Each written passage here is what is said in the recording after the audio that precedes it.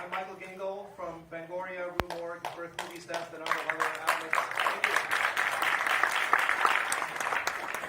So, what to say about Halloween?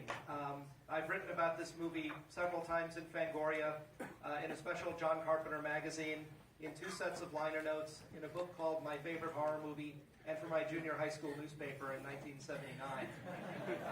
This is the movie that set me on the path I am still following today. It's kind of safe to say if it wasn't for Halloween, I might not be here. The funny thing is that 40 years ago, when the movie first opened, I was afraid of horror movies. I couldn't even watch something cheesy like Devil Dog, the Hound of Hell on TV without standing by the stairs so I could run up them if it got too frightening. But by the following spring, I had started to see horror films in the theater and loving them. Spring of '79, I was 12 years old. I started with Phantasm, continued on through Alien and the re-release of Jaws, and eventually I saw Halloween.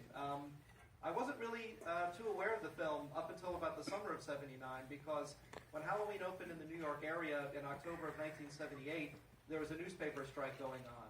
Both the New York Times and the Daily News were not printing because of a pressman strike. And so I didn't really know much about Halloween when it first came out. I actually found out more about it during a vacation with my family to England in the summer of 1979, where Halloween's opening was accompanied by a great deal of fanfare.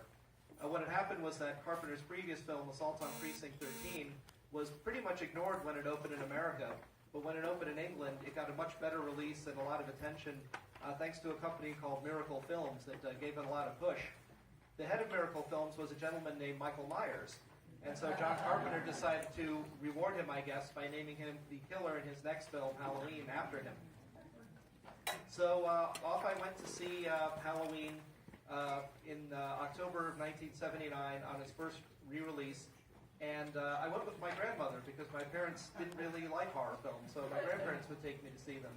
And I can still remember the phone call, overhearing the phone call, my grandmother calling my parents to tell them how terrified I had been and making sure I would be okay. As it turned out, I was okay. Halloween scared the hell out of me and made me love it. It's essentially, I think, a perfect film. A simple story told extremely well, with a lot of reverence to horror films of the past. Obviously, a great deal of Hitchcock inspiration in there, not just in the casting of Jamie Lee Curtis, the daughter of Janet Leigh, but also naming Dr. Sam Loomis after another character in Psycho. Though I'd also like to point out another very small and subtle Hitchcock reference you'll find in this film. In Hitchcock's Rear Window, the hero, played by James Stewart, is friends with a detective named Doyle, and at one point, as things are starting to heat up at the climax of the film, he calls his friend Doyle, but he gets the babysitter, and the babysitter answers Doyle residence. In this film, Jamie Lee Curtis is babysitting Tommy Doyle and answers Doyle residence when she answers the phone. One of the very small Hitchcock allusions thrown in there. The movie obviously spawned an insane number of imitations and a whole bunch of sequels. Halloween 2, which I really like. Halloween 3, which nobody liked when it first came out, but now has a really deserved following and a reputation. Set a template that Carpenter and Deborah Hill hope to follow with a bunch of Halloween-themed films, but the low box office put a kibosh on that. So there followed several, or I guess 3 Michael Myers sequels, each one of them worse than the last one, until Halloween 6, The Curse of Paul Rudd, which threatened to kibosh the series entirely. And then some point in the mid-1990s, I guess, director Steve Miner, who directed Friday the 13th Part 2 and 3, was in North Carolina directing the pilot for a TV show called Dawson's Creek, created by Kevin Williamson, and happened to run into Jamie Lee Curtis, who was down there shooting a movie called Virus.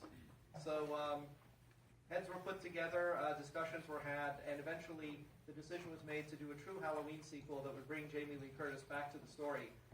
The result was a movie that was originally called Halloween 7, The Revenge of Laurie Strode.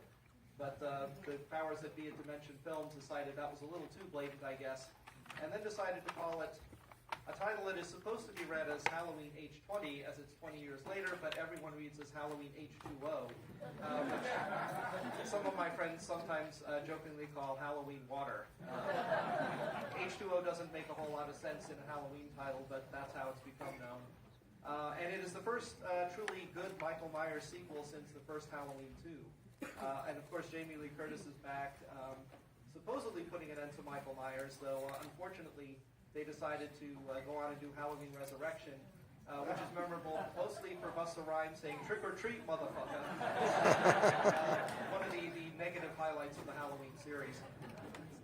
So now, Jamie Lee Curtis is back. We have a new Halloween film, obviously, as you saw, opening this Friday or Thursday night if you choose to see one of the previews. Continuing one of the all-time great legacies of horror films, as demonstrated by the fact that we've sold out the house tonight to come and see Halloween. Both of them in glorious 35 millimeter. So if you enjoy the movie tonight, please come back for, I do Prince of Darkness retrospective shows every month, as you saw. Next month I'm hosting Slither by James Gunn in 35 millimeter. And we also do special screenings of new horror films, of which I've seen The Dark, which you just saw the trailer for, and highly recommend it. It's a great kind of slow burn horror film. And keep your eye on the schedule, because we have lots of other great horror stuff this month and continuing on. So thank you very much for coming. Again, please no talking or texting. Tip your servers well, and enjoy the show. Woo!